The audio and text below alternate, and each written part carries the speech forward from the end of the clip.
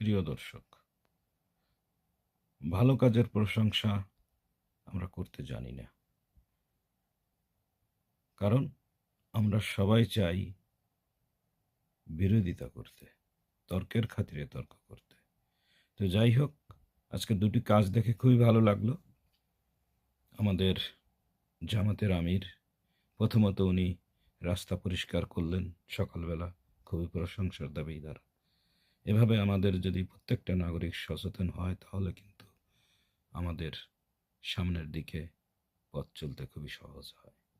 দ্বিতীয়ত উনি এতিমদের নিয়ে ইফতার করেছেন, মাশাল্লাহ, আশা করি উনি এটা কন্টিনিউ করবেন। তৃতীয়ত হচ্ছে আমাদের প্রধানমন্ত্রীর পরিবার, তারাও কিন্তু এতিমদের সাথে ইফতার করেছেন এবং সাথে তাদের সেই ফাতেমাও ছিল,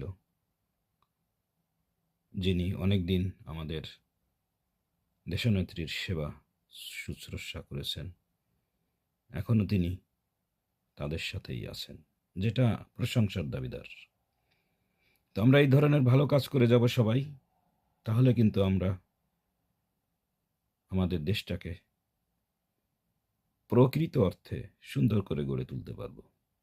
এখানে ভালো কাজ যেটা হবে আমরা সেটাকে অবশ্যই ভালো বলবো, আর সমালোচনা যা করব সেটা আমরা একটু বুঝে করব। কারণ এখন সময় হচ্ছে আমাদের দেশকে সামনের দিকে এগিয়ে নিয়ে যাওয়া। শুধু কেউ যদি উপরে উঠতে চায়, তাকে যদি আমরা নিচ দিয়ে টানি, এটা আসলেই দেশের জন্য ভালো না।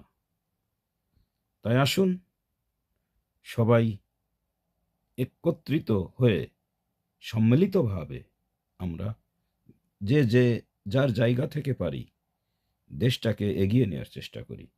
ধন্যবাদ সবাইকে।